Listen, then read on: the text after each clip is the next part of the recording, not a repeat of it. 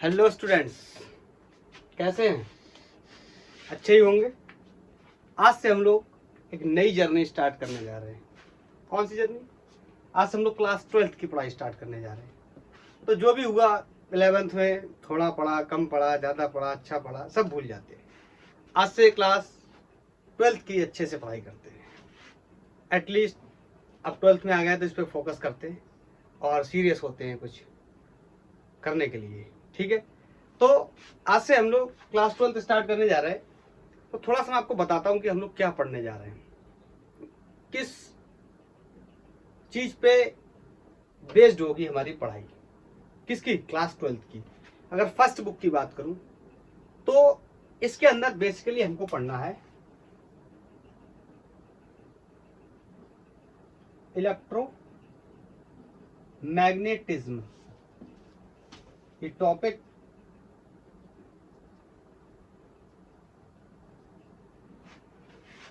Electromagnetism.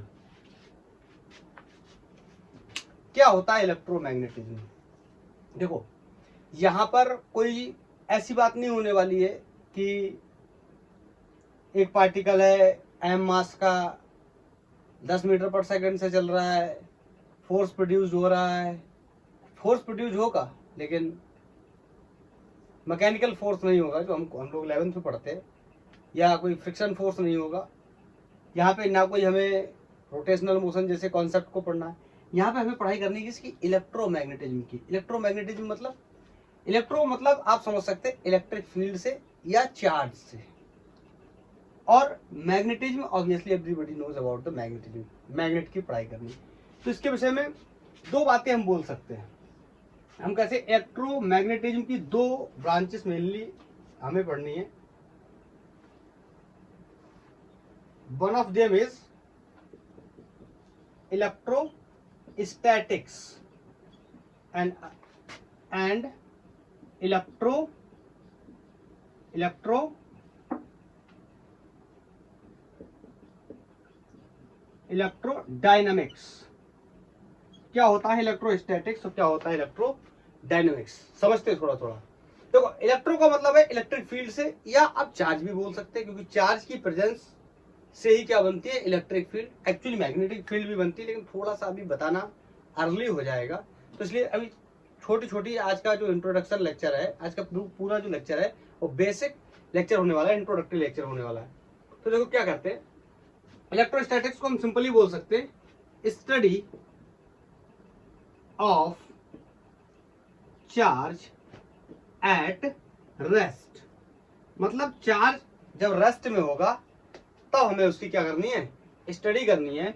और यहां पर इलेक्ट्रोडायनामिक्स का मतलब होता है व्हेन चार्ज स्टार्ट्स मोशन। जब चार्ज क्या करने लगता है? मोशन करने लगता है, तो हम क्या बोलते हैं उसको? इलेक्ट्रोडायनामिक्स के नाम से जानते हैं। Electrostatic study of charge at rest, जैसे हमारा पहला टॉपिक है, इसका नाम क्या है? Charges and electric field. बोलो। और आपको पता है एक चीज और, कि जब चार्ज चलने लगेगा, चार्ज मोशन में आ जाएगा, तो आपने क्लास 10th में भी पढ़ा हुआ है कि करंट क्या होता है? Rate of flow of charge per unit time. इसका मतलब यहाँ करंट की बात करेंगे। बोलो, किसकी बात करेंगे? यहाँ किसकी बात करेंगे? करंट, इलेक्ट्रिसिटी की बात करेंगे। करंट इलेक्ट्रिसिटी की बात करेंगे। और आपने एक चीज और पढ़ी थी क्लास 10th में ही मैग्नेटिज्म में, कि मूविंग चार्ज बिहेव्स लाइक अ, बोलो, या current carrying conductor behaves like a magnet. बोलो, करंट कैरिंग कंडक्टर का मतलब क्या हुआ? जिसके अंदर क्या है? करंट। और करंट कब होती है? करंट कब होती है? करंट कब होती है? जब चार्ज क्या करने लगता है? मूव करने लगता है। इसका मतलब चार्ज के मोशन से क्या बनी? करंट। और करंट कैरिंग कंडक्टर ही क्या बन गया? बोलो, क्या बन गया? मैग्नेट बन गया। तो इसका मतलब हमें इसमें बात करनी किसकी? मूविंग चार्ज एंड मैग्नेटिज्म की। ठीक है। और मैग्नेटिज्म के उसके बाद आपने इलेक्ट्रोमैग्नेटिक इंडक्शन जैसी चीजें भी पढ़नी है इसमें। वो कॉम्बिनेशन है किसका? इलेक्ट्रिक फील्ड और मैग्नेटिक फील्ड का। क्या है आगे चल के ही बात कर सकते हैं, अभी उसके विषय में ज्यादा कुछ नहीं बता सकते। एसी करंट भी हमें पढ़ना है इसी के अंदर, और AC current will be the last topic of this book, first book, class 12 first book.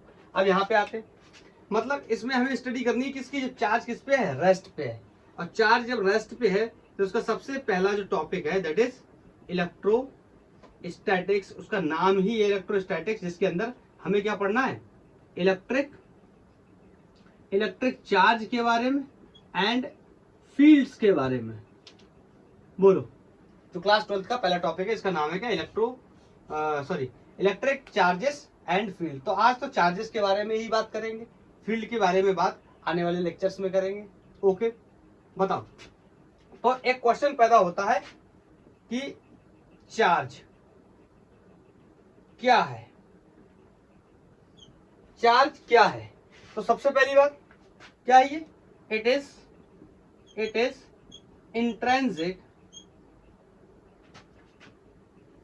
Intrinsic property of substance, या आप क्या बोल सकते हैं, फंडामेंटल क्वांटिटी है, फंडामेंटल क्वांटिटी। फंडामेंटल क्वांटिटी से कुछ याद आया?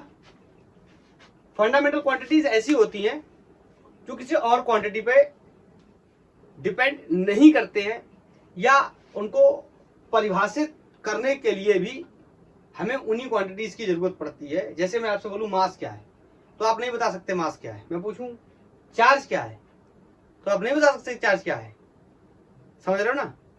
ऐसी टाइम क्या है, समझ रहे हो ना, या लेंथ क्या है। तो जो फंडामेंटल क्वांटिटीज होती हैं उनको एक्सप्लेन करने के लिए, डेफिनेशन बनाने के लिए, जैसे आपसे पूछा जाए वेलोसिटी क्या है, आप बता देंगे क्या है, rate of change of displacement with respect to time.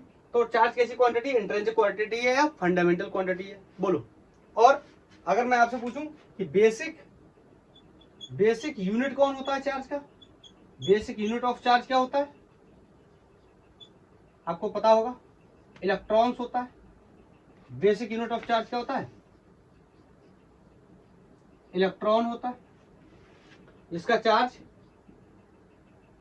चलो अभी बताता हूं। हाँ, और विजुअल है, पहले तो ये चेक कर लो है। तो ये इसका जो यूनिट होता है किसका, चार्ज का यूनिट कूलाम्ब होता है, जिसे हम कैपिटल सी से क्या करते हैं, डिनोट करते हैं। फंडामेंटल चार्ज है, बोलो। क्लियर, इतनी बातें क्लियर। आगे बताऊं, तो हमें पढ़ना है अभी के लिए हमारा टॉपिक क्या, इलेक्ट्रोस्टैटिक्स। इलेक्ट्रोस्टैटिक्स का मतलब जब तक चार्ज चलेगा नहीं तब तक हमें पढ़ाई करनी है किसकी, इलेक्ट्रोस्टैटिक्स की, ठीक है ना। इलेक्ट्रोडायनेमिक्स बाद में इंट्रोड्यूस होगा, ठीक है। मैं चार्जेस के बारे में आपको बता रहा था, 600 BC पहले चार्ज की डिस्कवरी हुई थी, और चार्ज के बारे में सबसे पहले डिस्कस किया गया था। वहां से आज तक हम चार्ज की पढ़ाई कर रहे हैं। चार्ज को ही, जो इलेक्ट्रॉन होता है, इलेक्ट्रॉन को ही अल्टीमेट चार्ज पार्टिकल बोला जाता है। बहरहाल आज की स्थिति में क्वार्क और एंटी क्वार्क जैसी चीजें भी मौजूद हैं, जो कि जिनका चार्ज इलेक्ट्रॉन के चार्ज से भी क्या है, कम है। लेकिन हम अभी भी फंडामेंटल इलेक्ट्रॉन को ही ट्रीट करते हैं, जिसकी वैल्यू -6.1 इंटू 10⁻⁻19, और चार्ज का यूनिट मैंने बताया था क्या होता है, कूलाम होता है, जिसे किससे रिप्रेजेंट करते हैं, सी से रिप्रेजेंट करते हैं। बोलो, ये छोटी छोटी बातें कुछ चार्ज के बारे में मैंने आपको बताई, ठीक है। अब जो हमारा टॉपिक है चार्ज एंड फील्ड्स, तो मैं आपको एक बात बताता हूँ। जो स्टेशनरी चार्ज होता है, जो कोई +Q चार्ज है, इससे जो फील्ड निकलती हैं, इसको हम इलेक्ट्रिक फील्ड के नाम से जानते हैं। बेसिक बता रहा हूं, अभी कुछ एक्सप्लेनेशन नहीं है इसमें, ठीक है। और जो मूविंग चार्ज होता है, मतलब जो चार्ज किसी वेलोसिटी से चल रहा है, तो इससे दोनों फील्ड्स निकलती हैं। कौन सी, इलेक्ट्रिक फील्ड्स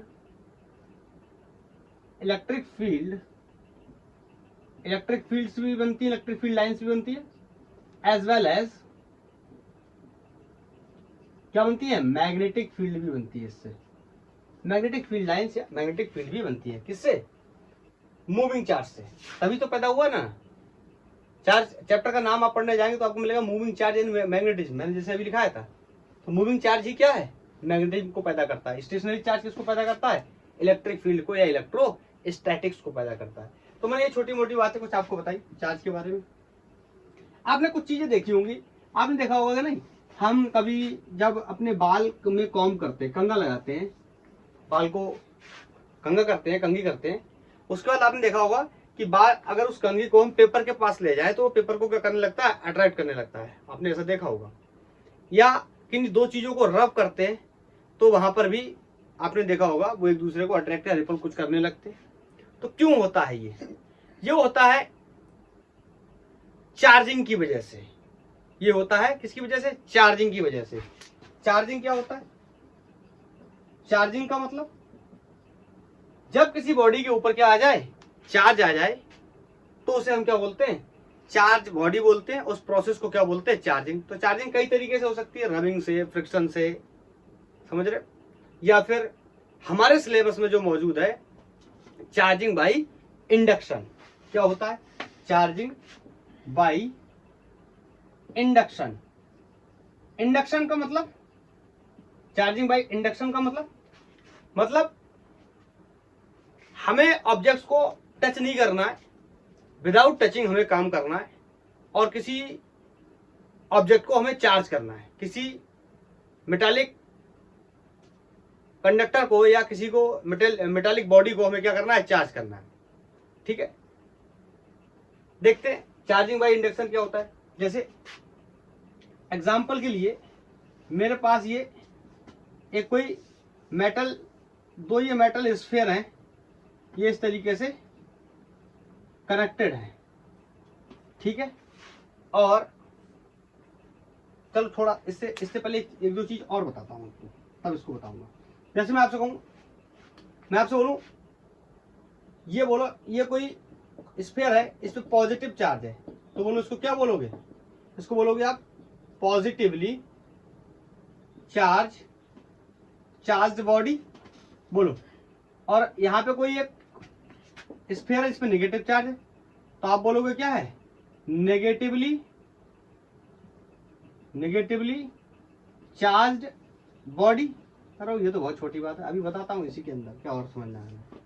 नेक्स्ट, अगर मैं आपसे बोलूं ये कोई मेरे पास एक न्यूट्रल बॉडी है, न्यूट्रल बॉडी है, इसका मतलब इस पे चार्ज कितना है, 0 है, बोलो। और यही बात क्या हो गई, गलत हो गई। इस पे चार्ज 0 नहीं है, इस पे नेट चार्ज 0 है। मतलब अब समझना इसकी बात जो बताने जा रहा हूं, मतलब जितना इस पे प्लस चार्ज है, ठीक है, उतना ही इस पे क्या है, निगेटिव चार्ज है। 3 3 6 2 2 4 2 6। पॉजिटिव चार्ज भी कितने हैं, 6, नेगेटिव चार्ज भी कितने हैं, 6। तो ये कैसी बॉडी है, न्यूट्रल बॉडी है। डोंट थिंक कि न्यूट्रल बॉडी का मतलब ये होता है कि उस पर कोई भी क्या नहीं है, चार्ज नहीं है। न्यूट्रल बॉडी का मतलब उस पर जो amount of positive charge and the amount of negative charge क्या है, इक्वल है। अब यहाँ पे अगर हम समझे कि अब इतना तो आपको, ये तो मैं मान के चल रहा हूँ, इतना बेसिक तो सबको पता होगा कि जो प्रोटॉन होता है उसका चार्ज कितना होता है, plus 1.6 into 10 to the power -19। ये किसका चार्ज होता है, ये किसका चार्ज होता है, प्रोटॉन का। कितना चार्ज होता है, plus 1.6 into 10 to the power -19। और जो इलेक्ट्रॉन होता है उसका चार्ज है -1.6 into 10 to the power -19 coulomb. बोलो, अब बेसिक यूनिट हम किसको मान रहे हैं, चार्ज की, इलेक्ट्रॉन को मान रहा है। फंडामेंटल यूनिट किसको मान रहा है, इलेक्ट्रॉन को मान रहा है। बताओ, यहाँ पॉजिटिव चार्ज है, इसका मतलब क्या मैं ये कहूँ कि यहाँ पे नेगेटिव चार्ज नहीं है, नहीं, ऐसा नहीं है। इसमें नेगेटिव चार्ज भी हो सकता है, लेकिन इस पिक्चर को देखने के बाद मुझे ये पता चलता है कि यहाँ पे जो नंबर ऑफ प्रोटॉन है, जो नंबर ऑफ प्रोटॉन है वो ग्रेटर देन है किससे, नंबर ऑफ इलेक्ट्रॉन से। ये दूसरा तरीका भी हो सकता है इसको समझने का। जरूरी नहीं है कि कोई बॉडी पॉजिटिवली चार्ज है तो इसका मतलब ये है कि उस पर नेगेटिव चार्ज नहीं है। अगर हम अच्छे से बोले तो ये कह सकते हैं कि इस पे जो नेट चार्ज है वो पॉजिटिव है। इसका मतलब यहाँ पर नंबर ऑफ प्रोटॉन क्या कर रहा है, डोमिनेट कर रहे हैं किसके ऊपर, नंबर ऑफ इलेक्ट्रॉन्स के अंदर। ऐसे हम यहाँ बोल सकते हैं कि नंबर ऑफ इलेक्ट्रॉन्स क्या है, ग्रेटर देन है किससे, नंबर ऑफ प्रोटॉन से। यहाँ पर हम क्या बोल सकते हैं, number of proton are just equal to the number of electrons. बोलो, क्लियर, ये बात समझ आ गई। अब मैं आपसे एक बात और बोलूं, जैसे अगर आपको ये बात नहीं समझ में आती तो मैं आपसे ऐसे बोलूं कि मान लीजिए ये कोई मेरे पास, ये मान लीजिए मेरे पास कोई 2 कंटेनर है, ठीक है, और मैंने उन कंटेनर्स को इस तरीके से कनेक्ट किया हुआ है और लेफ्ट से ये कंटेनर्स में पानी भरा हुआ है, इस तरीके से, बोलो, इस तरीके से पानी भरा है और दोनों का लेवल सेम है। एक्चुअली मेरा ये ऊपर नीचे हो गया है, दोनों के लेवल्स क्या है, दोनों के लेवल्स क्या है, सेम है, ठीक है। ये जो रेफरेंस लेवल मैं बना दे रहा हूँ, ये रेफरेंस लेवल दोनों के लिए क्या है, सेम है। मैं आपसे पूछूं वाटर का फ्लो बताइए क्या है, तो आप कहोगे नेट वाटर का, आप कहोगे वाटर का फ्लो क्या है, 0। ये बात गलत हो जाएगी। अगर आप ये कहते हो कि नेट वाटर का फ्लो क्या है, 0, इसका मतलब जो नेट अमाउंट है वाटर का वो किधर भी डायरेक्शन में फ्लो नहीं कर रहा है, लेकिन हाँ कुछ मॉलिक्यूल्स वाटर के इधर भी आ रहे होंगे इस डायरेक्शन में और कुछ इधर से इसमें भी जा रहे होंगे, लेकिन जो नेट है वो 0 क्यों, क्योंकि इनकी वैल्यूज क्या है, सेम है, सेम रेफरेंस लेवल से लेके और हायर पॉइंट तक सेम भरे हुए हैं। इस वजह से हम ये कह सकते हैं इसका नेट फ्लो क्या है, 0। यही बात मैं आपको यहाँ पर बताने की कोशिश कर रहा हूँ न्यूट्रल बॉडी के केस में कि number of protons and number of electrons are just equal, that's why we can say this is a neutral body. Neutral body means net charge on the body is 0, not charge is 0। Okay, I think clear. अब मैं आपको बताता हूं कि charging by induction क्या होता है। जैसे मुझे किसी को टच करना है, सॉरी मुझे किसी को चार्ज करना है, ओके, आपने एक शब्द सुना है पोलराइजेशन ऑफ चार्ज, नहीं सुना, पोलराइजेशन ऑफ चार्ज। पोलराइजेशन का मतलब हिंदी में होता है ध्रुवीकरण। पोलराइजेशन मतलब जैसे अब इस पोलराइजेशन शब्द का इस्तेमाल मैं यहाँ पे कर लूंगा, अभी जस्ट यहीं पे कर लूंगा। जैसे मेरे पास लेफ्ट से ये दो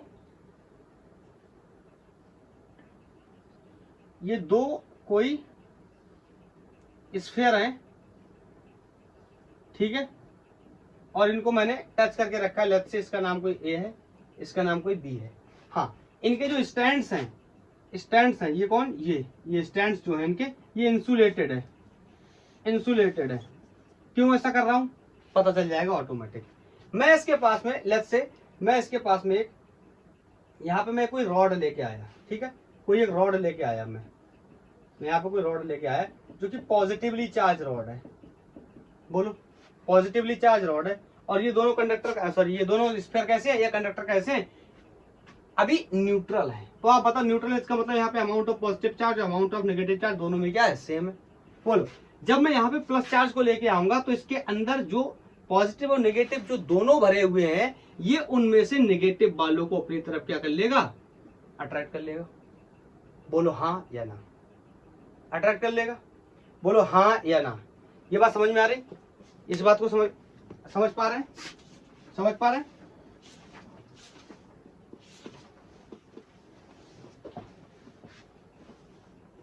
बोलो क्या कर लेगा, अट्रैक्ट कर लेगा। सिर्फ उसको करेगा, नेगेटिव चार्ज को अट्रैक्ट करेगा। क्यों, क्योंकि यहाँ पे कौन सा चार्ज है, पॉजिटिव चार्ज। अभी अभी हमने देखा था कि यहाँ पर तो कोई चार्ज नहीं था, फिर ये चार्ज कैसे एक्यूमुलेट हो गया, इसी को हम बोलते हैं पोलराइजेशन।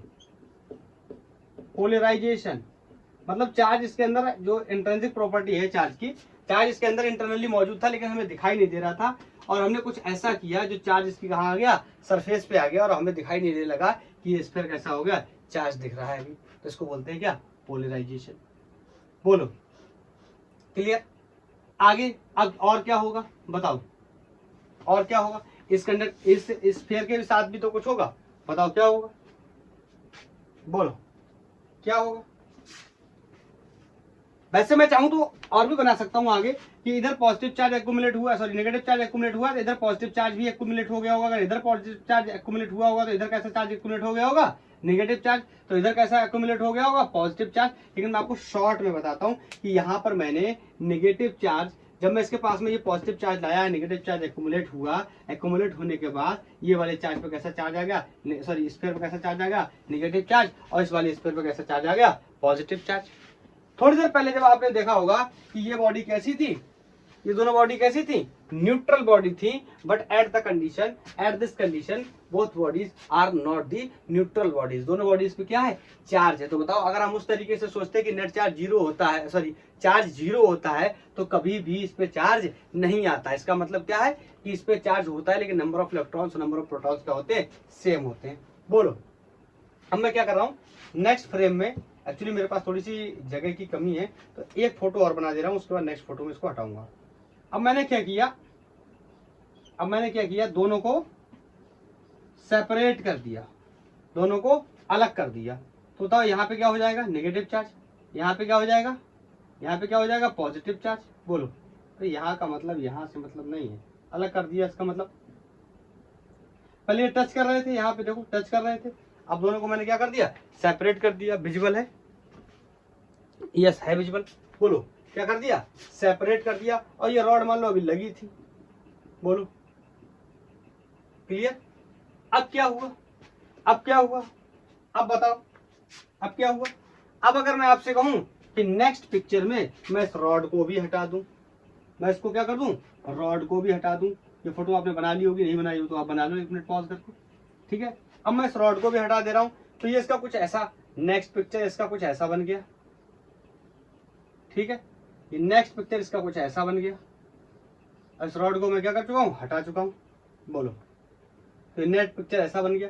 तो यहाँ पे पूरे में फैल जाएगा क्या, नेगेटिव चार्ज, यहाँ पे पूरे में फैल जाएगा क्या, पॉजिटिव चार्ज। अब शायद आपको एक बात समझ में आएगी कि ये जो स्टैंड थे मैंने इनको इंसुलेटेड क्यों बोला था। बोलो, अगर मैं इनको इंसुलेटेड नहीं बोलूंगा तो आपको पता है अर्थ की कैपेसिटी कितनी होती है, इन्फिनिटी होती है, इन्फिनिटी। तो ये सारा का सारा चार्ज क्या कर लेगा, ले लेगा। इस वजह से मैंने इसको क्या रखा है, इंसुलेटेड रखा है। बोलो क्लियर, बोलो क्लियर। इस कंडीशन को रीडिस्ट्रीब्यूशन भी बोलते हैं, कि चार्ज क्या हो रहा है, रीअरेंज हो रहा है, रीडिस्ट्रीब्यूट हो रहा है। तो आप ध्यान से देखो, पिक्चर फर्स्ट को मैं दोबारा से यहाँ पे छोटा सा बनाता हूँ।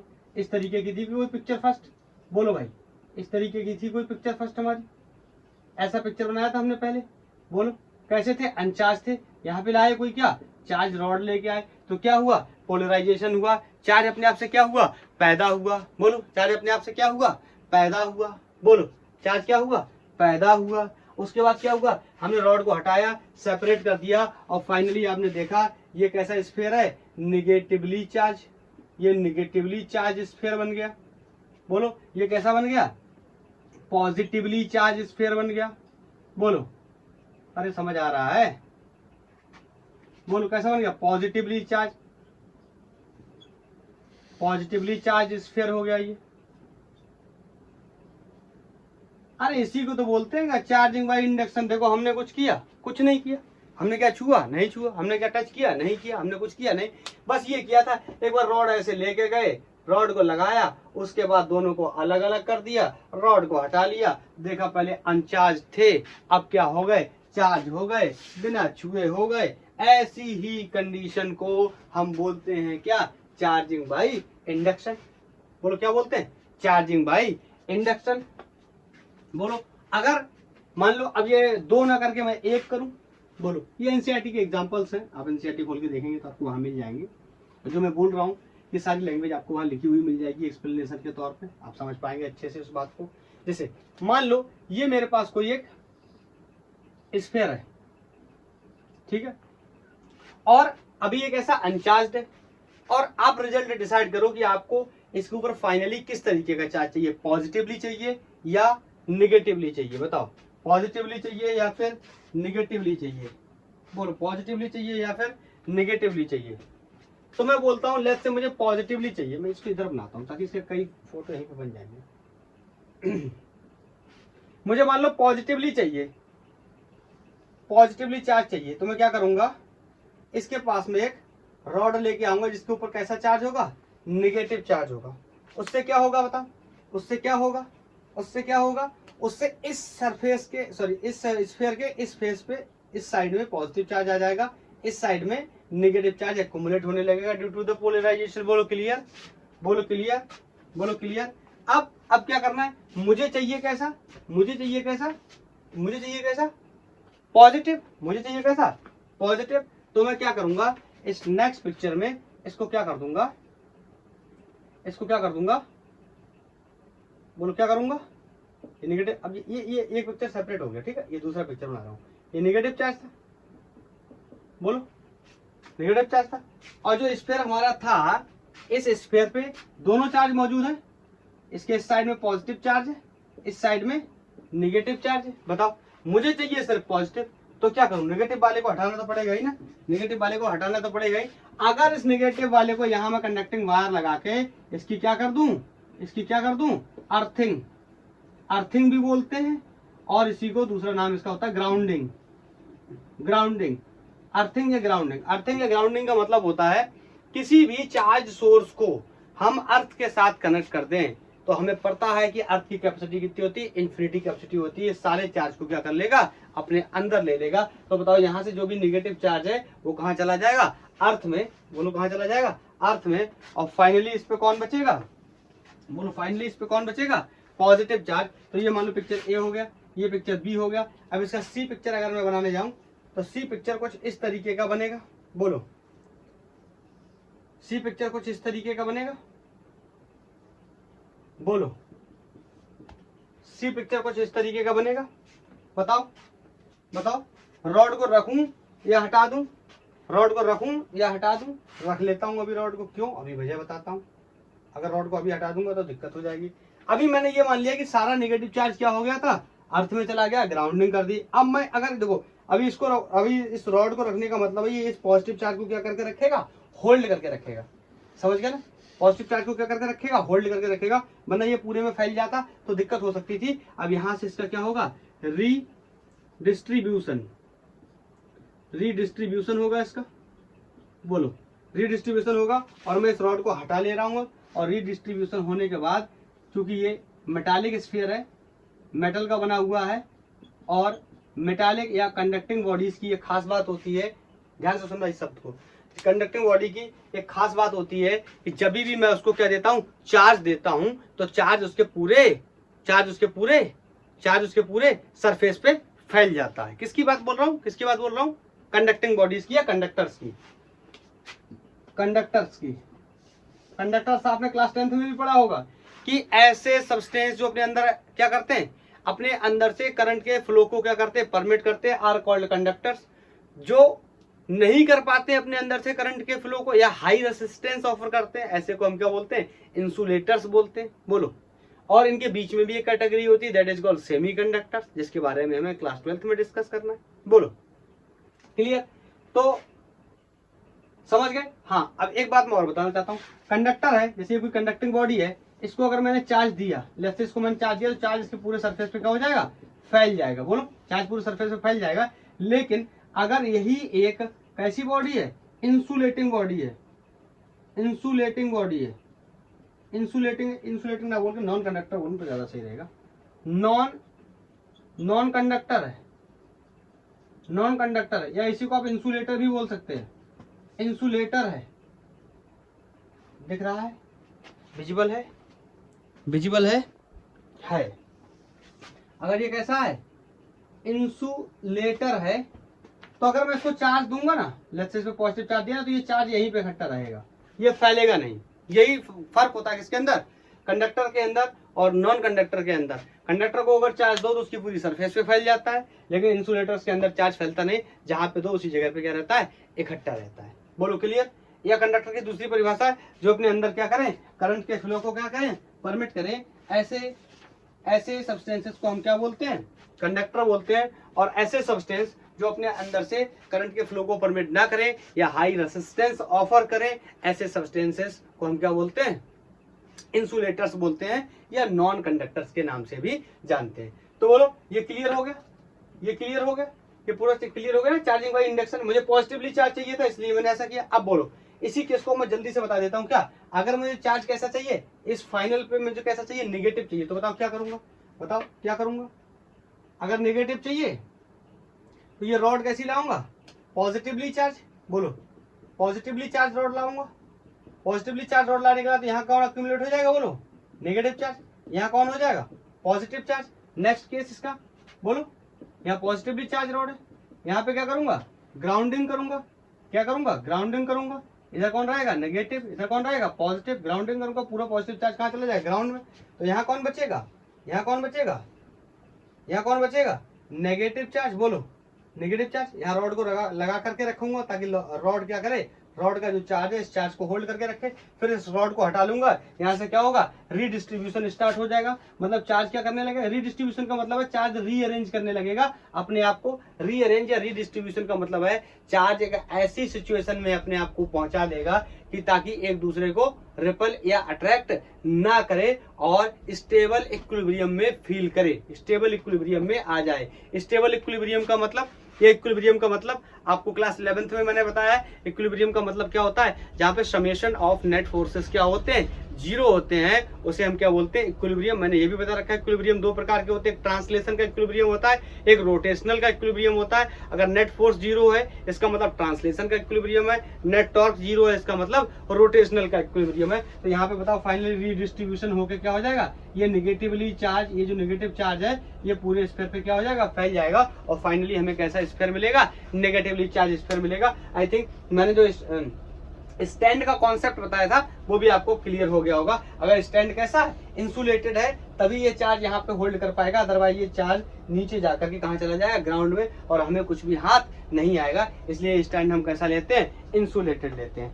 आई थिंक क्लियर होगा बिल्कुल। ये बहुत ही बेसिक बातें हैं, आई थिंक समझ में आ रहा होगा। छोटी छोटी बातें हैं, इनमें बहुत ज्यादा कुछ एक्सप्लेनेशन जो है चार्जिंग के तौर पे मैं आपको बता रहा हूँ। ठीक है, पहली क्लास है, नया साल है, वैसे भी आज नया साल है, आज तो नहीं कह सकते आज के बाद नया साल है। आज मैं जब ये लेक्चर रिकॉर्ड कर रहा हूँ तो आज डेट है 31 मार्च 2026, 2026 का 31 तारीख है आज मार्च की। तो आज ये क्या है, लास्ट दिन है किसका, इस साल का। लोग कहते होंगे 31 क्या होता है, फिर कोई बात नहीं, वो इंग्लिश लास्ट है, वो इंग्लिश मंथ के हिसाब से होता है। हिंदी, अगर हिंदी मंथ को हम फॉलो करें, हिंदी महीनों को फॉलो करें, तो आज जो है साल का अंतिम दिन है और हमारी सरकार भी इसी चीज़ पर काम करती है। आज पता भी होगा शायद आपको, बैंक्स वगैरह बंद रहती हैं या बहुत सारे सरकारी ऐसे काम हैं जहाँ पे छुट्टियाँ रहती हैं, ताकि कल से नया साल स्टार्ट होने वाला। कौन सा, किसका नया साल, हैप्पी न्यू ईयर। तब नहीं बोलोगे हैप्पी न्यू ईयर, तब फुल डे कर दोगे, कल बोल देना चाहिए, हमारी संस्कृति से जुड़ा हुआ है। हम इस बात का कतई विरोध नहीं कर रहे कि 1 जनवरी को नया साल नहीं होता, ठीक है, लेकिन हाँ हम इस बात को थोड़ा सा आप कह सकते हो कि प्रमोट कर रहे हैं या होल्ड कर रहे हैं कि हम भारतीय हैं, तो इस नाते से हमें इसको भी सेलिब्रेट करना चाहिए, है ना, बोलो। चलो कोई बात नहीं, तो इसीलिए नया साल है, बोलो, नया क्लास है, नया टॉपिक है, फ्रेश बेसिक्स की बात कर रहे हैं। चार्जिंग हमने देख ली, चार्ज क्या होता है ये हमने देख लिया। अब हम क्या करने वाले हैं, हम थोड़ा सा डिस्कस करने वाले हैं, बोलो, बेसिक किसके बाद में, बेसिक प्रॉपर्टीज ऑफ चार्ज की बात करने वाले हैं कि चार्ज की क्या बेसिक प्रॉपर्टीज होती हैं, चार्ज की क्या खास बात होती है जो औरों में नहीं होती है, चार्ज में होती है। ठीक है, तो वही आपको मैं बताने जा रहा हूं। सबसे पहली जो चार्ज की खास बात है ये होता है additive nature of charge. Additive nature of charge का मतलब, एडिटिव नेचर ऑफ चार्ज का मतलब बताता हूं। एडिटिव, पहला ही शब्द गलत, पहला ही अक्षर गलत हो गया, बोलो, एडिटिव नेचर ऑफ चार्ज,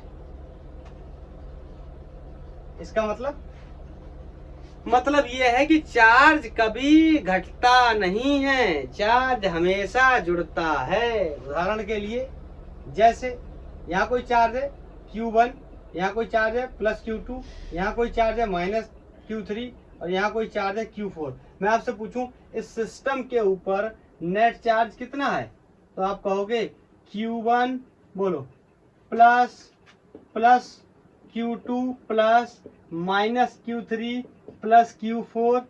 कुछ लोग कहेंगे अभी तो कह रहे थे कि चार्ज घटता नहीं है। ये देखो, घटाया नहीं है, मैंने जोड़ा ही है। वो अलग बात है कि चार्ज का नेचर कैसा है, निगेटिव है, इस वजह से वो क्या हो जाएगा, घट जाएगा। लेकिन this is called additive property या एडिटिव नेचर ऑफ चार्ज। मैं इसमें इंग्लिश नहीं लिखा रहा, आपको एक्सप्लेन कर दे रहा हूँ, बस समझ गए। एडिटिव नेचर का मतलब क्या होता है कि चार्ज हमेशा कैसी प्रॉपर्टी को शो करता है, एडिटिव नेचर को शो करता है। कभी भी सब्ट्रैक्टिव नेचर को शो नहीं करता है। चार्ज को हम हमेशा क्या करते हैं, ऐड करते हैं। यही बात अगर गणित में डाल दी जाए, यही बात गणित में डाल दी जाए, मान लो कि +2 कूलम का चार्ज है, +4 कूलम का चार्ज है, -6 कूलम का चार्ज है, तो बताओ नेट चार्ज कितना होगा। आप कहोगे +2 कूलम +4 कूलम +-6 कूलम, तो बोलो Qn इक्वल टू कितना हो गया, +6 कूलम -6 कूलम। इसका मतलब नेट चार्ज क्या हो गया, 0। चार्ज 0 नहीं, क्या हो गया, नेट चार्ज 0 हो गया। इसका मतलब हम कह सकते हैं ये कैसी है, न्यूट्रल बॉडी है। कैसी बॉडी है, न्यूट्रल बॉडी है। बोलो क्लियर। तो इसका मतलब ये होता है कि चार्ज हमेशा कैसी प्रॉपर्टी शो करता है, एडिटिव प्रॉपर्टी शो करता है। चार्ज कभी भी सब्ट्रैक्टिव प्रॉपर्टीज को शो नहीं करता। ये पहली बात। दूसरी चार्ज की खास बात, पहली प्रॉपर्टी चार्ज की। दूसरी प्रॉपर्टी चार्ज की होती है that is called conservation of charge. Conservation of charge, conservation of charge. आपने 11th पढ़ लिया है, आपने बहुत सारे कंजर्वेशन पढ़े होंगे। 11th पढ़ लिया है, ऐसा भी कुछ होता है क्या? 11th ये क्या है? कुछ लोग ऐसा सोच रहे होंगे 11th वो क्या होता है, वो तो कभी पढ़ा ही नहीं पढ़ा। जाओ पढ़ो, जाके अच्छे से तैयारी करो नीट की और IIT की। नहीं पढ़ा तो पहले इस पे फोकस करो, कुछ लेक्चर्स उसके भी देखना शुरू करो। जाओ टाइप करो जाके यूट्यूब पे, unit measurement and dimension 01 by the gang war physics, projectile motion by the gang war physics, vector by the gang war physics, vector law of addition, vector product, पढ़ाई करो सबकी, न्यूटन्स लॉ ऑफ मोशन, सब कुछ पढ़ो। हाँ, conservation of charge का मतलब क्या है, आपने बहुत सारे कंजर्वेशन पढ़े होंगे। जैसे आपने पढ़ा होगा मास कंजर्वेशन, आपने पढ़ा होगा मोमेंटम कंजर्वेशन, आपने पढ़ा होगा लीनियर मोमेंटम कंजर्वेशन, आपने पढ़ा होगा एनर्जी कंजर्वेशन, आपने पढ़ा होगा वॉल्यूम कंजर्वेशन। आज आप पढ़ रहे हो चार्ज कंजर्वेशन। बोलो इसका मतलब क्या होता है, हम पढ़ते चले जा रहे हैं charge can not be created, can not be destroyed. अगर इसको थोड़ा सही वे में समझें तो ऐसा लिखना थोड़ा सा गलत हो जाएगा, या गलत तो नहीं कहेंगे, थोड़ा सा इनकंसिस्टेंट हो जाएगा, मतलब थोड़ी सी इसमें एरर रह जाएगी। अगर हम ऐसा बोले the net charge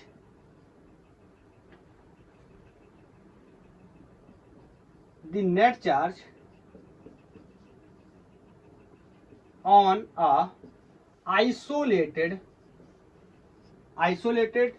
body cannot be created and cannot be destroyed.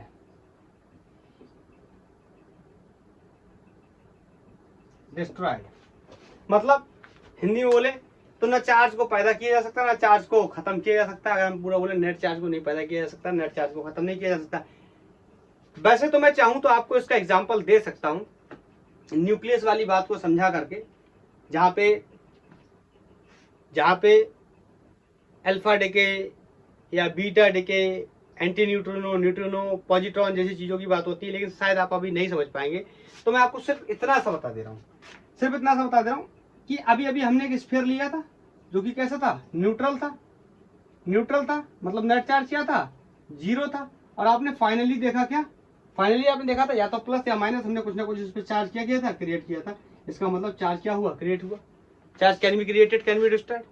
बोलो हाँ। अगर हम बात करें सिस्टम के नेट चार्ज की, तो नेट चार्ज सिस्टम का चेंज नहीं हुआ, क्योंकि इस पे पहले भी नेट चार्ज कितना था, 0, और अभी भी नेट चार्ज होना चाहिए कितना, 0। क्यों, अभी भी इस पे 0 नेट चार्ज है। आप कहोगे तो पॉजिटिव चार्ज है। हाँ, इसके साथ कोई दूसरा कंडक्टर भी तो मौजूद था, तो इसका जो नेगेटिव चार्ज था वो उस पर ट्रांसफर हो गया। इसीलिए किसकी बात कर रहे हैं, आइसोलेटेड सिस्टम की। अगर हम आइसोलेटेड सिस्टम की बात करें या आइसोलेटेड का मतलब अकेला सिस्टम जो किसी और से रिलेशन ना रखता हो। तो किसी भी अकेले सिस्टम पे कभी भी चार्ज क्रिएट नहीं किया जा सकता या चार्ज डिस्ट्रॉय नहीं किया जा सकता। हमने यहाँ क्रिएट किया था, दूसरा तरीका आपने देखा था, हमने क्या कर दी थी, ग्राउंडिंग कर दी थी। तो एक तरफ का जो चार्ज था वो तो था, दूसरी तरफ का चार्ज हमने कहाँ भेज दिया, ग्राउंड में भेज दिया। समझ गया ना। इस वजह से हमने बाद में क्या देख लिया, कुछ पॉजिटिव या कुछ नेगेटिव चार्ज पैदा हो गया। लेकिन अगर ओवरऑल हम इसके पूरे सिस्टम को समझने की कोशिश करें तो इस पर नेट चार्ज फिर भी कितना था, चेंज नहीं हुआ था। जो इसके अंदर नेगेटिव चार्ज की वैल्यू थी वो हमने कहीं ना कहीं ट्रांसफर कर दी थी। ट्रांसफर करने वाली कोई बात तो लिखी हुई नहीं है, सिर्फ किसी बॉडी के ऊपर net charge can not be created, can not be destroyed जैसी बातें की जा सकती हैं। बोलो, इसका मतलब जब किसी चीज को पैदा नहीं किया जा सकता, किसी चीज को खत्म नहीं किया जा सकता, तो वो चीज क्या रहती है, सुरक्षित रहती है, कंजर्व रहती है। अगर आपने क्लास 11th में पढ़ाई करी है, क्लास 11 फिर से क्लास 11 कर लेते हैं, थोड़ी बात क्या दिक्कत है, करनी तो पड़ेगी। आपने मोमेंटम कंजर्वेशन की बात करी होगी तो आपने देखा होगा कि अगर कोई नेट एक्सटर्नल फोर्स नहीं है, इसका मतलब एफ एक्सटर्नल फोर्स नेट क्या है, जीरो है। कोई भी नेट एक्सटर्नल फोर्स नहीं है तो इनका मतलब क्या है, उन बॉडीज के या उन सिस्टम के जो मोमेंटम होते हैं वो क्या होते हैं, कंजर्व होते हैं। ऐसे ही अगर किसी आइसोलेटेड सिस्टम की बात करें तो उस पर नेट चार्ज को ना तो पैदा किया जा सकता है ना क्रिएट किया जा सकता है। किसको, नेट चार्ज को। चार्ज कैन बी क्रिएटेड दिखाई देता है। और भी जब मैं आपको क्लास 12th में ही जब मैं आपको पढ़ाऊंगा किसके बारे में, न्यूक्लियस के बारे में पढ़ाऊंगा, तो मैं वहां पे आपको डिकेस के बारे में जब बताऊंगा, alpha decay, beta decay, gamma decay, ये क्या डिके होते हैं, इनमें से अल्फा निकलता है तो कुछ चार्ज का चेंज होता है, क्या होता है। अभी मैं इसलिए नहीं बता रहा, आप समझ नहीं पाएंगे, आपको लगेगा पता नहीं क्या बता रहा है। तो इस वजह से जब मैं वहां पे बताऊंगा ना, तो वहां पे मैं आपको इस बात को फिर से याद दिलाऊंगा। मैं कहूंगा क्या, देखो मैंने आपको फर्स्ट चैप्टर के अंदर चार्ज के कंजर्वेशन के बारे में पढ़ाया था और आज ये बात मैं आपको यहाँ पे बता रहा हूँ कि चार्ज क्रिएट हो रहा है। लेकिन हाँ, इंडिविजुअल सिस्टम पे चार्ज क्रिएट नहीं होगा। अल्फा डिके की उस पूरी रिएक्शन को अगर हम कंसीडर करेंगे तो वहां पे नेट चार्ज में कोई भी चेंज नहीं होगा। क्लियर। तो ये था चार्ज कंजर्वेशन। बोलो, एडिटिव प्रॉपर्टी हो गई, चार्ज कंजर्वेशन हो गया। बोलो, नेक्स्ट वन इज चार्ज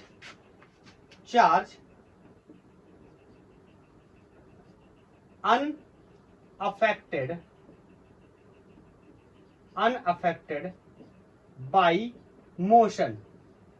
मतलब अगर कोई ऑब्जेक्ट है, ये रेस्ट पे है, लेट्स से इस पे 5 कूलम का चार्ज रखा है, और अगर ये ऑब्जेक्ट चलना स्टार्ट कर दे, अगर ये ऑब्जेक्ट चलना स्टार्ट कर दे और इस पे 5 कूलम का ही चार्ज रखा है, लेट्स से ये v इक्वल टू 2 मीटर पर सेकंड की वेलोसिटी से चल रहा है या v इक्वल टू 5 मीटर की वेलोसिटी से चल रहा है, तो भी इस पे वैल्यू 5 कूलम ही रहने वाली है, चेंज नहीं होगी। तो इसमें कौन सी बड़ी बात है, ऐसा तो हम बार बार देखते चले आ रहे हैं। बहुत खास बात है, इसमें समझ नहीं आ रही है, इसलिए नहीं लग रही है खास बात है। समझ आएगी तब लगेगी हमें खास बात। अब बताता हूं आपको इसमें खास बात क्या है। चार्ज अगर रेस्ट पे है, सॉरी, अगर कोई सिस्टम रेस्ट पे है, उसके ऊपर चार्ज रखा है लेट्स से 5 कूलम, और वही सिस्टम अगर मोशन करने लगे तो भी वैल्यू कितनी रहने वाली है, कांस्टेंट। इसका मतलब चार्ज का मोशन पर कोई फर्क नहीं पड़ता, लेकिन मास का पड़ता है। कहोगे मास का पड़ता है, मास का फर्क पड़ता है, ये क्या बोल रहे हो, मास का फर्क पड़ता है? हाँ भाई, पड़ता है मास का फर्क। कर हमने तो क्लासिकल मैकेनिक्स में इतना दौड़ाया मास को, इतना दौड़ाया, ट्रेन में इतना भागे, कभी हल्का महसूस किया ही नहीं। क्यों नहीं किया, उसके पीछे वजह है, मास तो चेंज हुआ था, लेकिन मास के अंदर जो चेंज था वो इतना छोटा था, इतना छोटा था कि हम उस चीज को फील नहीं कर पाए। अब एग्जांपल के लिए मैं अगर आपको बताऊं तो शायद इस बात को बताना भी मुश्किल होगा कि लेट्स से अगर आप 60 kg के हो, 60 kg के हो, क्या हम एनिमल हैं? इंसान भी होते हैं 60 किलो के। तो मान लो आप 60 kg के हो और आप दौड़ने लगे ट्रेन में, या आप बस में, मूविंग बस में चलने लगे, तो आपका जो मास है 60 kg से चेंज हो जाएगा। कितना चेंज होगा, यही डिपेंड करेगा। मास स्पीड के साथ साथ चेंज होता है, लेकिन हमने जो पढ़ाई कर रखी है क्लासिकल मैकेनिक्स में, उसमें मास हमने कभी भी चेंज नहीं किया था। जब तक कि हमने वेरिएबल मास सिस्टम की पढ़ाई ना की हो। वो अलग बात है अगर आपने फोर्थ कॉन्सेप्ट में वेरिएबल मास सिस्टम की पढ़ाई की है। जैसे एग्जांपल के लिए कोई ट्रक है, उसमें मान लीजिए मिट्टी भरी हुई है और उसका जो डाला है, क्या बोलते हैं, उसका जो खिड़की है वो खुल गई है, तो लगातार उससे मिट्टी निकलती रहेगी, तो उसका मास क्या होता रहेगा, कम होता रहेगा। तो ये कहलाता है वेरिएबल मास सिस्टम। लेकिन हम वेरिएबल मास सिस्टम की बात नहीं कर रहे हैं। मेरे कहने का मतलब है कि मास ही मोशन के साथ वेरी करता है। रेस्ट मास अलग होता है, मूविंग मास अलग होता है। और इसको डिफाइन करने के लिए, जैसे मैं ऐसा बोलूं ये मास रेस्ट पे है, ठीक है, तो इसकी वैल्यू है m, ठीक है, या बोल देता हूं m नॉट वैल्यू है कोई, और ये लेट्स से किसी b वेलोसिटी से मूव करने लगा, कोई भी न्यूमेरिकल वैल्यूज आप ले लो, तो इसके जो मास की वैल्यू है वो कितनी हो जाएगी, that will be m equal to m not under root 1 minus बोलो c square upon b square, बोलो c square upon b square. एक बार मुझे चेक कर लेने दो, मुझे इस पर कुछ डाउट लग रहा है। इसमें थोड़ी सी ये उल्टा हो गया, ऊपर नीचे हो गया, मैं इसको ठीक कर देता हूँ, फिर मैं बताता हूँ आपको क्या है इसका मतलब। B square upon C square, इसको हम बोलते हैं रेस्ट मास, इसको हम बोलते हैं मूविंग मास या वेरिएबल मास चेंज हो रहा है, समझना इसका मतलब क्या है। हाँ, ये मास जब ये दौड़ रहा था, ये भी रेस्ट पे था, इसका मास कितना था m नॉट, इसका रेस्ट पे था, इसका मास कितना था m नॉट। जब ये रेस्ट पे था इसका चार्ज कितना था 5 कूलम। लेकिन जब ये मोशन करने लगा तो भी इसका चार्ज कितना है 5 कूलम। लेकिन जब ये मोशन में आ गया तो इसका मास m नॉट ना होकर क्या हो गया, m हो गया, और उस m की वैल्यू कितनी, m equal to m not under root 1 minus B square upon C square. ये जो c स्क्वायर है that is speed of light, ये क्या है, स्पीड ऑफ लाइट है। और ये बी स्क्वायर, ये of course speed of given mass है। गिवन मास, जो मास क्या कर रहा है, दौड़ रहा है, उसकी क्या है, स्पीड है। हाँ, अब यहाँ पे प्रॉब्लम क्या है, या हम मैकेनिक्स में इस चीज को टैकल करके बच के कैसे निकल आए, आप बताओ। स्पीड ऑफ लाइट की वैल्यू 3 इंटू 10⁸ मीटर पर सेकेंड है। ये इतना बड़ा नंबर है कि इससे बड़ा नंबर और कोई पॉसिबल नहीं है। मतलब लाइट एक सेकंड में 3 गुणा 10⁸ मीटर चलता है, ये इतना बड़ा नंबर है। और हम क्या करते हैं, हम चलते हैं b इक्वल टू 5 मीटर पर सेकेंड, 15 मीटर पर सेकेंड, 20 मीटर पर सेकेंड, 50 मीटर पर सेकेंड, बोलो b इक्वल टू 11.2 किलोमीटर पर सेकेंड। लोग ये कैसा नंबर आ गया, ये कैसा नंबर आ गया, ये एस्केप वेलोसिटी होती है। पहले तो देख लूं विजिबल है तभी बताऊंगा आगे। विजिबल है, ये एस्केप वेलोसिटी होती है। एस्केप वेलोसिटी का मतलब समझे, अगर इतनी वेलोसिटी से किसी ऑब्जेक्ट को मैं अर्थ से फेंक दूं तो वो अर्थ में कभी वापस नहीं आएगा, या इस तरीके से जो लोग पढ़े लिखे हुए हैं उनके लिए ऐसे भी बोल सकते हैं, अर्थ के ग्रेविटेशनल फील्ड से बाहर चला जाएगा, मतलब समझे। और ये वैल्यू तो इतनी बड़ी वैल्यू, मतलब अगर एक सेकंड में कोई पार्टिकल 11.2 किलोमीटर कवर कर लेता है, सिर्फ 11, वैसे तो सिर्फ नहीं बोलना चाहिए, बहुत बड़ी वैल्यू, पॉसिबल नहीं है आमतौर पे। तो 11.2 किलोमीटर अगर एक सेकंड में कवर कर लेता है तो अर्थ से वापस नहीं आएगा। और ये तो इतनी बड़ी वैल्यू है, इसका मतलब समझ गए, इस सी की वैल्यू बहुत बड़ी है और ये बी की वैल्यू क्या है, बहुत छोटी है। C is greater than B। इसी वजह से ये जो ओवरऑल वैल्यू है ये क्या हो जाती है, नेग्लेक्ट हो जाती है। बोलो क्या हो जाती है, नेग्लेक्ट हो जाती है। और ये जो मास है, यहाँ पे यहीं पे लिख दूं क्या, ये जो मास है, कौन सा मास, ये जो मूविंग मास है, यही किसके बराबर आ जाता है, रेस्ट मास के बराबर आ जाता है। आपको पता है डिनोमिनेटर बहुत बड़ा है, डिनोमिनेटर बहुत बड़ा है, न्यूमरेटर बहुत छोटा है। तो इन्फिनिटी जैसी सिचुएशंस क्लियर हो जाएंगी तो 1 माइनस इन्फिनिटी और बाहर निकालेंगे उसको सॉरी नहीं, इन्फिनिटी नहीं, 0 जैसी कंडीशंस क्रिएट हो जाएंगी तो क्या हो जाएगा, बोलो क्या हो जाएगा, तो m इक्वल टू क्या हो जाएगा, m नॉट ही हो जाएगा। लेकिन चार्ज के केस में ऐसा नहीं होता।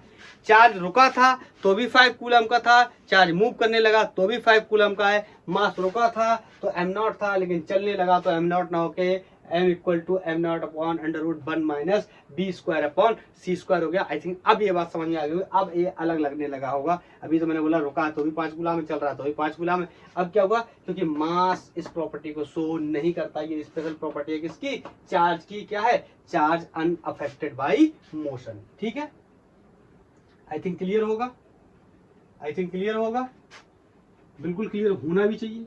बहुत ही अच्छे से एक्सप्लेन कर रहा हूं, आराम आराम से बोलो। नेक्स्ट वन इज, ये तो आपको पता भी होगा, next one is like charges repel each other and unlike charges attracts each other. Attracts, writing बहुत भारी याद है, अट्रैक्ट्स ईच अदर। ये तो आपको पता ही है ना, ये तो यूनिवर्सल लॉ है कि दो अलग अलग चीजें एक दूसरे को अट्रैक्ट करती हैं, दो एक जैसी चीजें एक दूसरे को रेपेल करती हैं, दो एक जैसी चीजें एक दूसरे को रेपेल करती हैं। इसका मतलब, अरे हम उनसे प्यार करते हैं क्योंकि उनका जेंडर अलग है, हमारा जेंडर अलग है। समझ गए ना, तुम लोगों को तो ऐसे समझाओ तभी समझ आता है। तो समझ गए, बहुत बेसिक बात है। हाँ, ये इसका मतलब रेपल और अट्रैक्ट का मतलब क्या है, फोर्स लगाते हैं, चार्ज एक दूसरे पे क्या करते हैं, फोर्स लगाते हैं, जो कि हमारा क्या होने वाला है, नेक्स्ट लेक्चर होने वाला है, जिसे हम कूलम्स लॉ की हेल्प से क्या करेंगे, सॉल्व करेंगे या बात करेंगे। ठीक है, नेक्स्ट प्रॉपर्टी की बात करते हैं। नेक्स्ट प्रॉपर्टी, और ये लास्ट प्रॉपर्टी होने वाली है किसकी, चार्ज की। that is quantization of charge, quantization of charge। अगर बहुत ही सरल शब्दों में समझने की कोशिश करूं कि क्वांटाइजेशन ऑफ चार्ज क्या है, तो पहले तो मैं आपको इसका एक्सप्रेशन लिख के बता देता हूं। Q equal to plus minus N, this is quantization of charge. जहां n की वैल्यू 1 2 3 लाइक दैट होगी। इसका मतलब समझना, इसका मतलब n की वैल्यू कभी भी फ्रैक्शनल वैल्यू में पॉसिबल नहीं होगी। मैं अगर आपको इसको समझाऊं, ऐसे समझाऊं, हिंदी में बोल के समझाता हूं, इसको आप तुरंत समझ जाएंगे।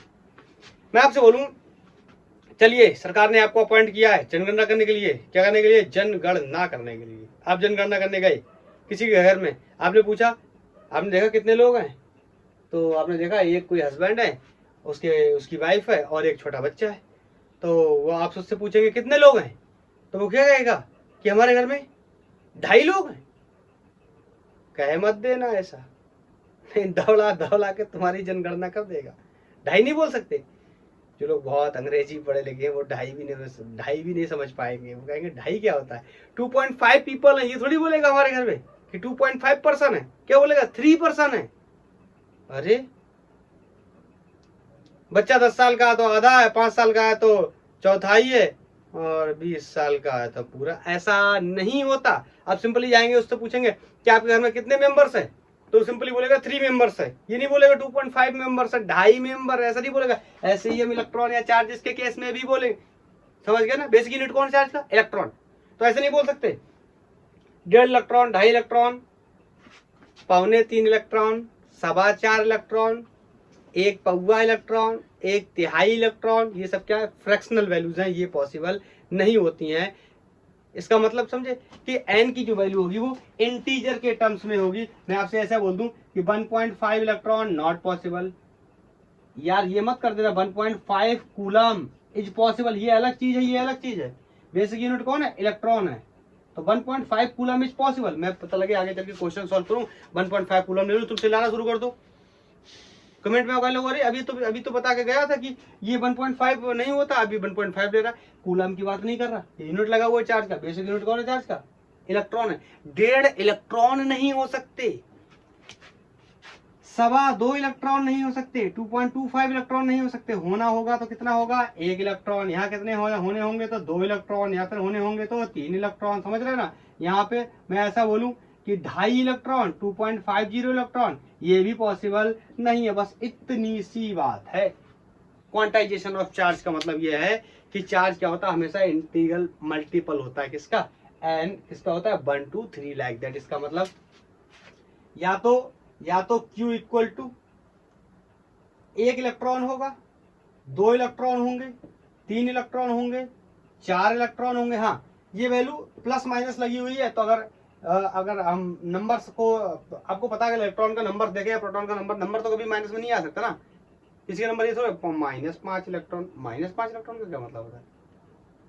-5 इलेक्ट्रॉन का मतलब ये हो सकता है कि इलेक्ट्रॉन इससे क्या किए गए हैं, निकाले गए हैं, या फिर -E -2E -3E, समझ रहे, लाइक दैट -4E। इस माइनस का मतलब क्या है, इलेक्ट्रॉन को कहीं से क्या किया गया होगा, विड्रॉ किया गया होगा। ठीक है, तो ये है क्वांटाइजेशन ऑफ चार्ज का मतलब। आई थिंक ये बात क्लियर है। तो this is all about the basic properties of charge. Charge की बेसिक प्रॉपर्टीज क्या होती हैं, मैंने इस पे 3-4 सवालों को लिया हुआ है, एक एक करके 3-4 सवाल सॉल्व कर लेते हैं, हमारा ये लेक्चर क्लोज हो जाएगा। मैं क्वेश्चन को नोट करता हूं। ये 2 क्वेश्चंस मैंने नोट किए हुए, देखते हैं क्या है। पहला क्वेश्चन है, if a hollow cylindrical conductor positively charged is placed near another neutral conductor, then the net charge induced on the neutral conductor। देखो ये कैसा है, सिलेंडर है, कोई कैसा सिलेंडर है, पॉजिटिवली चार्ज, इसके साथ में रखा बगल में कोई इसके एक न्यूट्रल कंडक्टर।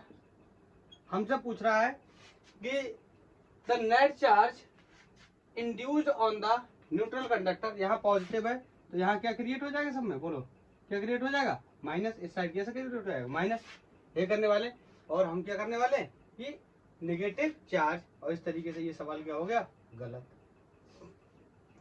इसीलिए मैंने आपको बताया था चार्ज नहीं, net charge can not be created, can not be destroyed. कह रहा है इस कंडक्टर के ऊपर बताइए नेट चार्ज कितना इंड्यूस्ड हुआ, तो इसके ऊपर नेट चार्ज कोई भी इंड्यूस्ड नहीं हुआ, क्योंकि चार्ज कंजर्वेशन की प्रॉपर्टी बताती है net charge can not be created, can not be destroyed. बोलो clear. It can be transfer from the one body to another body. ठीक है, एक बॉडी से चार्ज को दूसरी बॉडी पर ट्रांसफर कर सकते हैं। हाँ, अच्छा एक बात और बता दूं, मैंने बताया नहीं था कि चार्ज जो होता है ना, चार्ज को भी इलेक्ट्रॉन है प्रोटॉन, आपको पता है इलेक्ट्रॉन का मास कितना होता है, मास ऑफ इलेक्ट्रॉन कितना होता है, 9.1 इंटू 10⁻⁻20 नहीं -31 kg, 31 kg। And mass of proton कितना होता है, बोलो 1.67 इंटू 10⁻⁻27 kg। क्या बताने की कोशिश कर रहा हूँ, मैं ये बताने की कोशिश कर रहा हूँ अगर चार्ज ट्रांसफर होगा तो मास भी ट्रांसफर होगा। मतलब आफ्टर सम टाइम इसकी वैल्यू क्या हो जाएगी, कुछ कम हो जाएगी, उसकी वैल्यू क्या हो जाएगी, बढ़ जाएगी, क्योंकि चार्ज क्या हो रहा है, ट्रांसफर। अगर कहीं पर भी ऐसा होता है कि इलेक्ट्रॉन एक बॉडी से निकलते हैं दूसरी बॉडी में जाते हैं, तो इसका मतलब क्या है कि मास का भी क्या होगा, ट्रांसफर। चार्ज अकेले ट्रांसफर नहीं हो सकता, मास के साथ ही ट्रांसफर होगा। जो चार्ज बॉडी है जिसका नाम क्या है, चार्ज जो पार्टिकल इलेक्ट्रॉन, उसके पास खुद का मास है, भले ही लाइट मास है, लेकिन जब वो एक बॉडी से दूसरी बॉडी पे जाएंगे तो मास को भी साथ में क्या करेंगे, ट्रांसफर। ये समझ गया ना। ऐसे देखने में क्या लग रहा है कि एक सिलेंड्रिकल बॉडी रखी है, 2 सिलेंडर है, एक पॉजिटिव है एक न्यूट्रल है, तो जो पॉजिटिव रखा तो यहाँ पे क्या क्रिएट हो जाएगा, नेगेटिव चार्ज। लेकिन ऐसा पॉसिबल नहीं है। हमसे पूछ रहा है कि नेट चार्ज, नेट पूछ रहा है। अगर सिर्फ चार्ज पूछता कि क्या चार्ज इंड्यूस्ड हुआ है फाइनली, या ग्राउंडिंग करने के बाद या कुछ इस तरीके से करने के बाद, तो हम बता सकते थे। लेकिन उसने कहा नेट चार्ज कितना होगा, तो फोर्स कितना होने वाला है, 0 होने वाला है। आई थिंक ये बात आपको समझ आ गई होगी। ठीक है, नेक्स्ट क्वेश्चन पढ़ते हैं। नेक्स्ट क्वेश्चन है, हमसे कह रहा है कि इनिशियली स्फीयर ए है चार्ज, कोई स्फीयर, 2 स्फीयर है, इस पे -50 चार्ज है, इसका नाम ए स्फीयर है। Initially sphere has -50 charge and sphere B has a charge of 20 coulomb and they are, इस पे भी लिख लेता हूं, ये इस पे +20 मतलब प्रोटॉन होंगे कोई। बोलो, कह रहा है sphere are made of conducting touch, मतलब टच कर रहा है। अब ऐसे मैंने दूर दूर बना दिए, तो मान लो किसी कंडक्टिंग वायर से मैंने इनको क्या कर दिया, टच कर दिया। उसके बाद कह रहा है each another conducting the sphere are made up of conducting and touch each other, what is the resultant charge on the each sphere? बोलो क्या है resultant charge on the each sphere?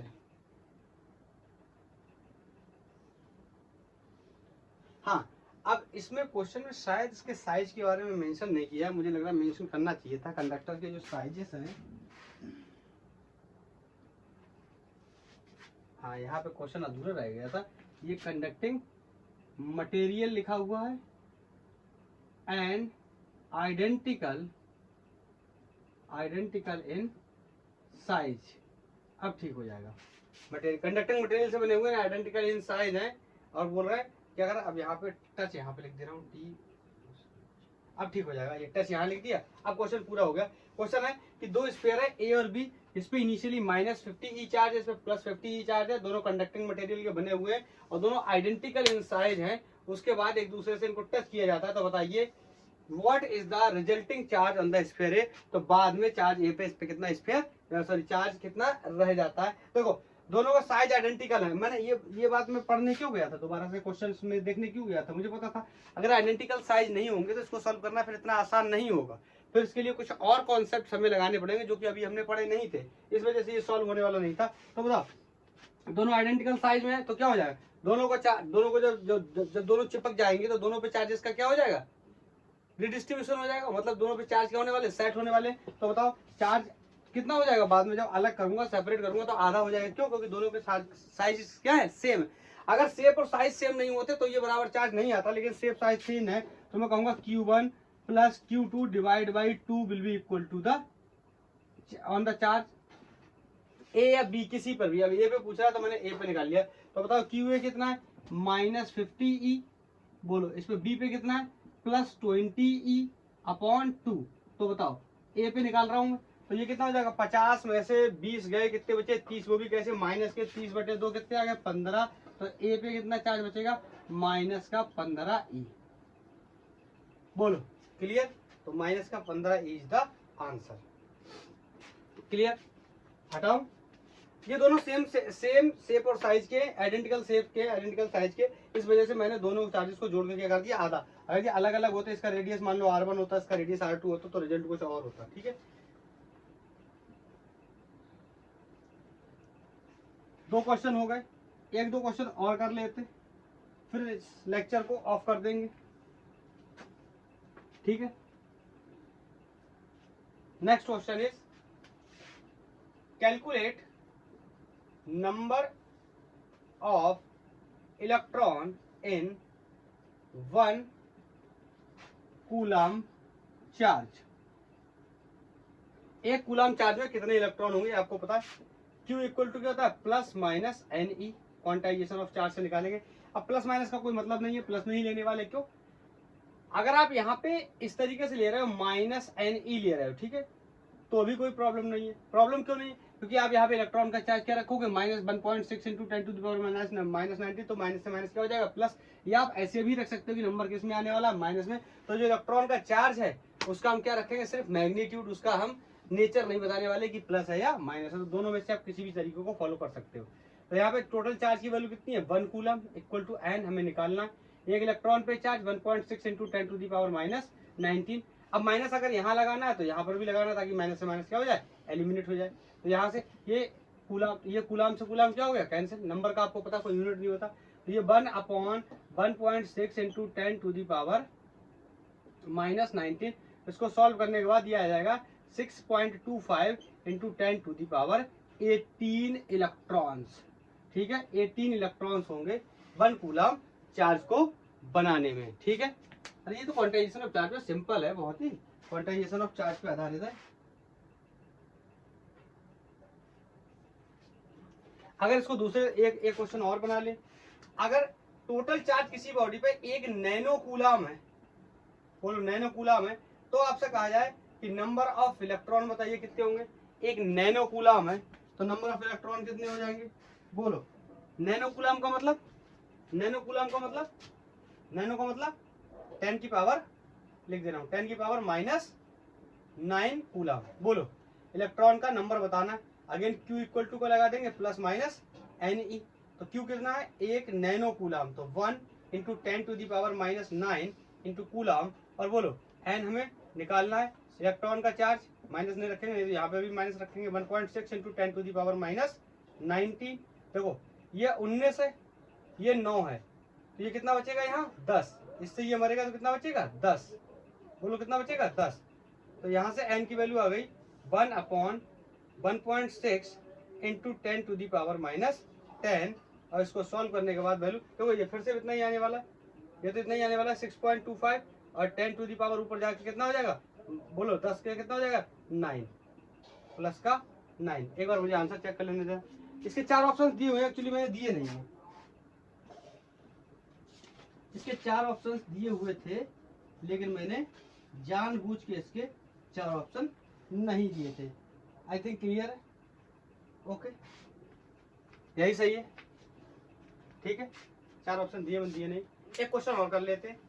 एक क्वेश्चन है, नेक्स्ट क्वेश्चन है, ये जो अब question करने जा रहा हूं ये एक्चुअली एनसीईआरटी में है, टेक्स्ट बुक में दिया हुआ क्वेश्चन है, आप खोलेंगे तो मिल जाएगा। कैलकुलेट क्या है, total positive and negative charge in 1 cup of water. हमसे कह रहा है 1 कप वाटर में बताइए कितना पॉजिटिव चार्ज होगा और कितना निगेटिव चार्ज होगा। तो देखो यहाँ पे इस सवाल को करने के लिए ना हमें मोल कॉन्सेप्ट का एक फॉर्मूला पता होना चाहिए, जिससे हम नंबर ऑफ मोल्स को कैसे कैलकुलेट करते हैं ये बात हमें थोड़ा सा आइडिया होना चाहिए। अगर आपको नहीं पता तो मैं एक फॉर्मूला लिख दे रहा हूँ। तो मोल या नंबर ऑफ मोल्स का एक फॉर्मूला होता है, that is weight upon molecular weight या mass upon molecular mass is equal to volume upon 22.4 litre, या इसी को हम 22,400 ml भी लिख सकते हैं अगर ml में लिखना है। और इसका तीसरा पार्ट है n अपॉन Na, और Na का नाम क्या है एवोगैड्रो नंबर। सबको पता है इसकी वैल्यू कितनी होती है Na की 6.023 इंटू 10⁻23। बोलो 23 पार्टिकल्स। बोलो क्लियर। अब हमारे लिए निकालना बहुत आसान है। हमसे कह रहा है कि वाटर में 1 कप वाटर में कितना नेगेटिव और कितना पॉजिटिव चार्ज होगा टोटल। तो बताओ 1 कप वाटर में जो 1 कप वाटर होता है ना उसका जो मास होता है ना, ये फॉर्मूला आप ये नोट कर लेना, ये आपको केमिस्ट्री में काम में देने वाला है, ठीक है। तो हम कहेंगे हम यहां से रिलेट करके लगा रहे हैं, क्या बताओ क्या दिया है, ये दिया है वेट नहीं दिया। अब तो एक कप में जो वेट है ना, 1 कप पानी का वेट या मास, मानो वेट अच्छा नहीं लग रहा है, तो मास जो है वो कितना है 250 ग्राम। आपको ये बात समझ आनी चाहिए, या नहीं पता तो आप याद रखेंगे। 1 कप में 250 ग्राम पानी होता है, ठीक है क्लियर। और पता है आपको पता है मॉलिक्यूलर वेट किसका, वाटर का कितना होता है 18 ग्राम, ये बात आपको पता है। अरे नहीं पता तो निकाल लो, इसमें कोई बहुत बड़ी लॉजिक रॉकेट साइंस तो है नहीं। ये m upon molecular weight equal to n upon Na। तो यहां से n की वैल्यू आ गई Na into weight upon molecular wait. मैं बार बार वेट बोल दे रहा हूँ, फिजिक्स का बंदा हूँ इस वजह से मास बोलना चाहिए, ठीक है कोई बात नहीं, आप उसको मैनेज कर सकते हो, ठीक है। और अब मैं ये निकाल क्या रहा हूँ, ये आ रहा है total number of particle. n क्या है यहाँ पे लिख के बता दे रहा हूँ। n क्या आ रहा है, total number of particle in 250 gram water. 250 gram water में कितने पार्टिकल होंगे, तो यहाँ से 6.203 इंटू 10⁻23 एवोगैड्रो नंबर। मास कितना होता है इसका, मास क्वेश्चन में दिया है 250 ग्राम, दिया भले नहीं था हिडन था लेकिन ये दिया हुआ ही है एक प्रकार से। और वाटर का मॉलिक्यूलर वेट कितना होता है 18 ग्राम। इसको सॉल्व करेंगे, इसको सॉल्व करेंगे। अब ध्यान से सुनना, मैं यहीं पे ज़्यादा सॉल्व नहीं कर रहा, आप चाहे तो एनसीईआरटी में भी इसका सोल्यूशन देख सकते हैं, वहाँ पे भी मिल जाएगा। ये आ गया टोटल नंबर ऑफ पार्टिकल। अब ध्यान से सुनना, वाटर क्या होता है? H2O। बोलो H2O। हाइड्रोजन के पास कितने इलेक्ट्रॉन है? 1। कितने प्रोटॉन होते हैं? 1। मतलब अगर टोटल नंबर ऑफ पॉजिटिव या नेगेटिव चार्ज की बात करने जाए तो पहले एक चीज की बात कर लेते हैं, इलेक्ट्रॉन्स की बात कर ले। आपको पता है ऑक्सीजन के पास कितने इलेक्ट्रॉन है? बोल कितने हैं? 8। ऑक्सीजन के पास कितने इलेक्ट्रॉन है? 8। और वाटर के पास कितने? 2। तो टोटल कितने हो गए इलेक्ट्रॉन? 10। और प्रोटॉन भी कितने होंगे? 10। अरे ये बात तो समझ में आ जानी चाहिए तुरंत। बोलो कैसे? अरे वाटर न्यूट्रल मॉलिक्यूल है ना, तो जितना पॉजिटिव चार्ज होगा उतना नेगेटिव चार्ज होगा। अगर इलेक्ट्रॉन कितने हैं? 10, तो प्रोटॉन भी कितने होंगे? 10। इसका मतलब ये आ गया total number of particle in 250 gram of water. लेकिन हमसे क्या पूछ रहा है? Total positive and negative charge. तो पॉजिटिव चार्ज और नेगेटिव चार्ज की वैल्यू क्या होगी? सेम, क्योंकि वाटर कैसा है? न्यूट्रल है। तो अगर यहाँ पे मैं मल्टीप्लाई कर दूं 10 से, बोलो यहाँ पे मल्टीप्लाई कर दूं 10 से, तो अब ये अभी तक ये क्या था? Total number of particle in 250 gram water. लेकिन अब ये क्या हो जाएगा? अभी क्या या देखो, मैं इसलिए कर रहा हूँ ना, नहीं तो मुझे ये पूरा सॉल्व करना पड़ेगा। और पूरा सॉल्व करने के बाद फिर 10 से मल्टीप्लाई भी आप कर सकते हो कि जो भी वैल्यू आई, तो हम ऐसे भी कर सकते हैं। ये आ गए टोटल नंबर ऑफ पार्टिकल। इतने पार्टिकल होंगे, इतने पार्टिकल होंगे, लेकिन हर एक पार्टिकल कितना कितना कितना चार्ज कैरी कर रहा होगा? 10 इलेक्ट्रॉन का या फिर 10 प्रोटॉन का। तो मल्टीप्लाई करते कर दिया किससे? 10 से। बोलो मल्टीप्लाई कैसे कर दिया? 10 से। तो यही हमारा आंसर हो जाएगा। बोलो यही हमारा क्या हो जाएगा? आंसर। बोलो, तो यहाँ पे मैं इसका रिजल्ट लिख दे रहा हूँ, आप इसको सॉल्व करके 1.37 इंटू 10⁻7 कूलम इसका आंसर आ जाएगा। तो आप इसको सबको कर लेंगे, सॉल्व कर लेंगे। बोलो क्लियर? समझ आ गया ना कैसे? बोलो, अगर आपको नहीं समझ आया अभी भी, तो भी मैं फिर से एक बात बता दे रहा हूँ। यहाँ पे ये सॉरी ये 10 नहीं 10 इलेक्ट्रॉन।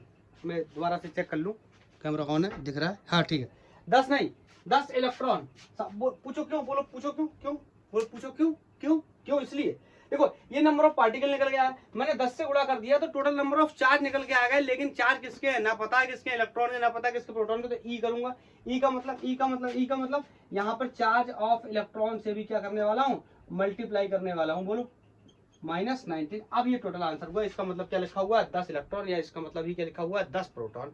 अगर आप टोटल आंसर को कैसे करेंगे? प्लस कर देंगे, तो ये क्या आ जाएगा? Total number of proton. और इसी आंसर को क्या कर देंगे? यहाँ माइनस रख देंगे, -1.6 रख देंगे, तो ये कितने हो जाएंगे? Number of total number of negative charge particle. I think ये बात क्लियर होगी, कोई डाउट तो नहीं? मैं दोबारा से बता दूं, मैंने इसको यूज किया weight upon molecular weight equal to N upon Avogadro number. तो इसको यूज किया। इसको यूज करने के बाद पहले मैंने एन निकाला, N equal to N A weight upon molecular weight. N A की वैल्यू 6.023 फिक्स होती है, इंटू 10⁻23 वेट 250 ग्राम लिया हमने। एक कप को 250 ग्राम स्टैंडर्ड में लेते हैं, ठीक है। मॉलिक्यूलर वेट कितना होता है? 18 होता है। तो ये अभी यहाँ तक हो गए, यहाँ तक हो गए total number of particle in 250 gram water. आपको पता एक ग्राम में कितने पार्टिकल होते हैं? बोलो 6.023 इंटू 10⁻23 एवोगैड्रो नंबर्स के बराबर होते हैं ना। तो एक ग्राम में इतने, तो ये भी कुछ ना कुछ ग्राम आया, 18 को मारोगे तो इतने ग्राम में मल्टीप्लाई भाई इतने, ये समझिए इतने पार्टिकल आ गए। अब निकालना है क्या? नेगेटिव या पॉजिटिव चार्ज। दोनों की वैल्यू क्या आने वाली? सेम। आपको पता है कि वाटर क्या होता है? न्यूट्रल होता है। तो यहाँ पे मैंने क्या रख दिया? 10 से मल्टीप्लाई कर दिया। क्यों? क्योंकि वाटर के पास कितने इलेक्ट्रॉन है? 2। और ऑक्सीजन के पास कितने इलेक्ट्रॉन है? 10। और इतने ही क्या होंगे? प्रोटॉन। तो मैंने 10 इलेक्ट्रॉन है 10 प्रोटॉन। तो यहाँ पे 10 रखा, इलेक्ट्रॉन या प्रोटॉन के चार्ज से क्या कर दिया? मल्टीप्लाई। अगर आप यहाँ पे प्लस का चार्ज लेकर मल्टीप्लाई करेंगे तो आंसर आ जाएगा क्या? टोटल पॉजिटिव चार्ज, जिसकी वैल्यू ये हो गई। अगर आप निगेटिव चार्ज लेके मल्टीप्लाई करेंगे तो यहाँ पे क्या आ जाएगा? माइनस। बोलो यहाँ पे क्या आ जाएगा? माइनस। और जिसकी वैल्यू क्या हो जाएगी? Total negative charge. तो यहाँ पे आप चाहो तो प्लस माइनस भी लगा सकते हो, ठीक है। क्लियर? तो ये एक इलेक्ट्रोस्टैटिक्स का, electric charges and electric field का ये बहुत ही बेसिक लेक्चर यहाँ पे मैं कंप्लीट करता हूँ। 4 सवाल इसमें पॉसिबल जो मैंने देखा बन सकते थे अच्छे तरीके से, वो मैंने आपको चारों करा दिए। चार्जेस की प्रॉपर्टीज बता दी, चार्ज का इंडक्शन बता दिया, चार्ज का पोलराइजेशन भी बताया, और आपको ये भी बताया चार्ज क्या होता है। चार्ज से छोटी यूनिट्स भी, या इलेक्ट्रॉन से छोटी यूनिट्स भी पॉसिबल है, लेकिन हम उनको भी यहाँ पे पढ़ाई नहीं करते। तो बोलो क्लियर? अगर आपका कोई सजेशन है तो आप मुझे बता सकते हैं। आज के लिए इतना ही। थैंक यू, धन्यवाद।